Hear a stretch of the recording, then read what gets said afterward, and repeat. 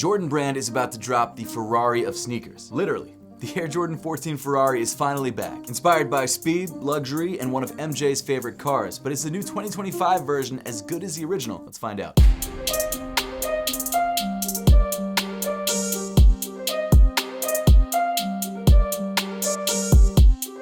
Quick, if you want a chance to win a pair of Nike SB Air Jordan 4 Midnight Navies, I'm doing a giveaway through Core, and the third badge that you need is linked in the top of the description below. But let's start things off by checking out the box, a detail that some people don't care about, but I feel like is an important part of the storytelling and the package. Like we've been seeing a lot recently with recent releases, the box for the Air Jordan 14 Ferrari 2025 comes in this sort of matte silver color. Now this is different than the original 2014 version of the shoe, which came in a black box, but I really like the sort of callback to the original Air Jordan 14 box. In the center of the lid, you've got this dimple with the Jumpman printed in red, and then inside the box, you got paper, you got a white inside of the box. It's nothing special. Around the sides, they kept it really plain. It's just that same sort of matte silver color, and on the front, you've got the size tag. Now, as I usually do, I went for a size 9, which is my true size, and the official colorway of this particular shoe is Challenge Red Black, because the red that they're using is obviously Challenge Red. They can't officially call it Ferrari Red, even though it's kind of Corsa Rosso or whatever it's called, Corsa Rosso. It's the red that Ferraris use. But hey, Challenge Red is close enough. You got Challenge Red on this shoe. But hey, with the box out of the way, let's talk a little bit about the history of the shoe itself.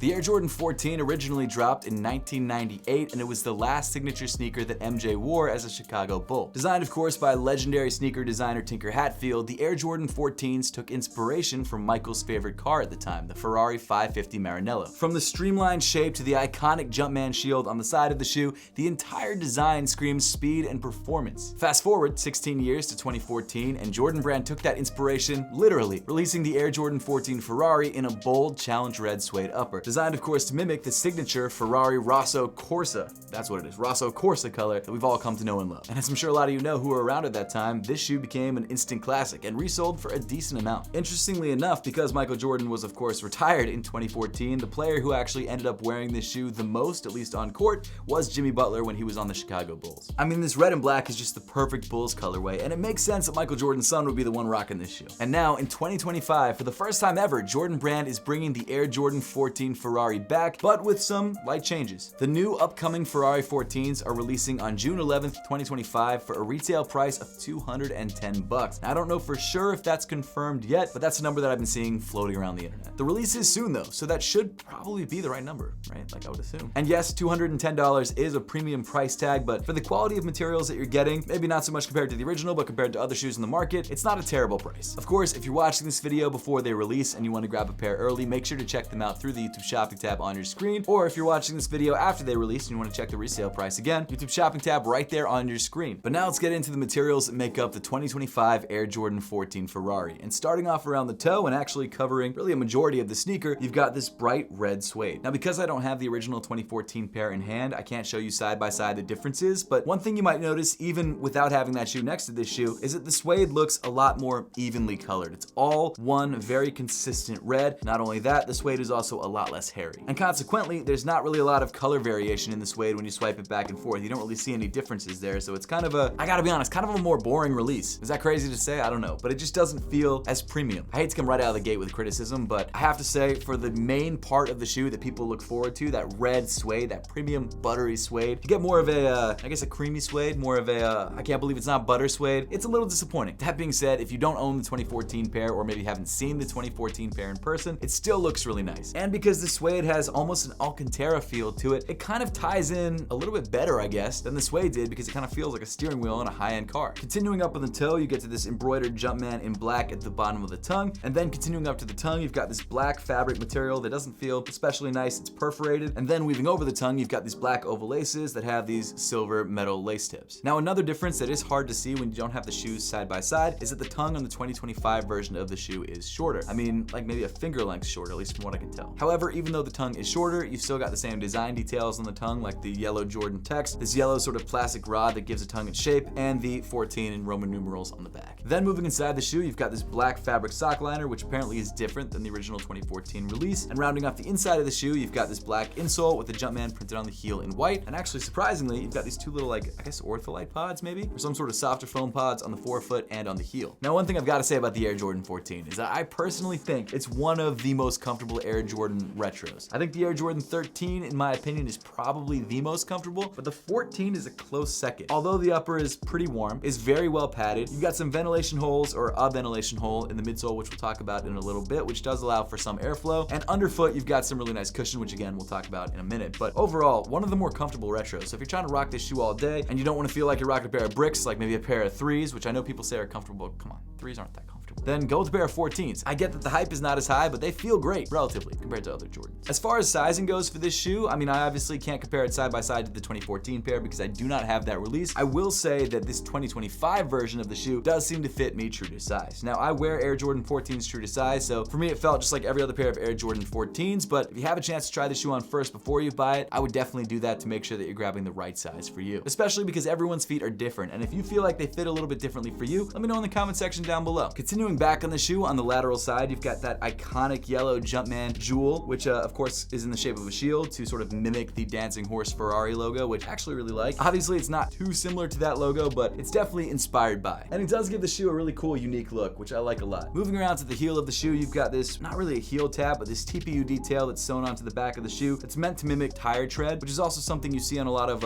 racing shoes, and even like the Puma Speed Cat, I think, has that detail as well. It kind of wraps up from the outsole of the shoe. It's not the same panel, but it definitely seems like it's design-wise meant to look like it is. And of course, in the center, you've got the Jumpman and 23 in bright yellow. Moving down on the shoe, you get to the Air Jordan 14 midsole, which comes with this printed carbon fiber pattern. It is obviously not real carbon fiber. I mean, you can press it, it's foam. The printing detail does seem a little bit lighter than it was on the original 2014 release, which is fine. It doesn't make that big of a difference to me, and I actually kind of like the lighter look because it gives it a bit more contrast. As much as I don't love printed carbon fiber because I feel like it's a little bit corny, on this shoe, it makes sense because the shoe is inspired by a carbon fiber car like the Ferrari, or was that carbon fiber back in the day? It probably had carbon fiber details at least. Maybe some carbon fiber paneling on the bottom or something. I don't know. But hey, either way, you've got carbon fiber printed detailing on this shoe, and it absolutely adds to the theming. One pretty major update between this release and the older release can actually be found towards the heel of the shoe. And that is this sort of metallic silver, or I guess a matted out silver panel that wraps all the way around the bottom of the shoe. On this new release, kind of like the box, it has this matted out silver finish, whereas on the original release, it came in a much more bright, glossy chrome finish. And while neither finish really felt that premium because it was obvious that it was plastic on both, I gotta say I kind of prefer that chrome look because it does feel a bit more motorsport-y. Like I mentioned earlier on in the video, you've got this ventilation hole, which again is inspired by cars, on the medial side of the shoe, which surprisingly does let in a decent amount of air towards your heel and your midfoot, which I really appreciate. It's not gonna ventilate the shoe a lot, like your feet are still gonna stink, but at least you're getting some cool air on your foot, which you don't get with a lot of other shoes. And it's a welcome addition on a shoe that literally has no ventilation holes on the entire upper. Actually, getting back to the comfort of this shoe, the entire midsole is made up of a Phylon foam, and then you've got Zoom air units in the forefoot and in the midfoot, which make this shoe feel very comfortable underfoot. Then getting to the bottom of the shoe, you've got this black rubber outsole with this herringbone traction pattern, which actually does kind of feel a bit like tire tread, kind of like the heel of the shoe. And then on the forefoot, you've got this bright yellow accent with the Roman numerals for 14 sort of pressed into it. So, is the 2025 Air Jordan 14 Ferrari worth the pickup? Well, if you like the original release but maybe couldn't grab it, or you want to double up on that shoe, or maybe you like some of the changes because there are a couple changes, then sure, I think $210 is not bad. As someone who loves Jordan retros and actually really likes the Air Jordan 14, I've got to admit the Ferrari 14s were never one of my favorite colorways. As nice as this shoe is, I really think I prefer like the Rip Hamiltons, I guess the cherries. That shoe just feels honestly more premium because of the leather that's got this sort of quilted detailing on the upper. I know quality-wise they're both probably pretty similar, but I just like that shoe better because I like that there's more going on the upper. And the thing about the original 2014 release of this shoe was that with the suede, you got some color variation, which also broke up the upper a little bit. With this newer version, the suede is just, I mean, to Jordan's credit, very consistent across the top, which is nice, but I really think it makes the shoe feel too simple. So for me, this probably isn't an instant cop. I might not even keep this particular pair, but that's totally my own personal preference. So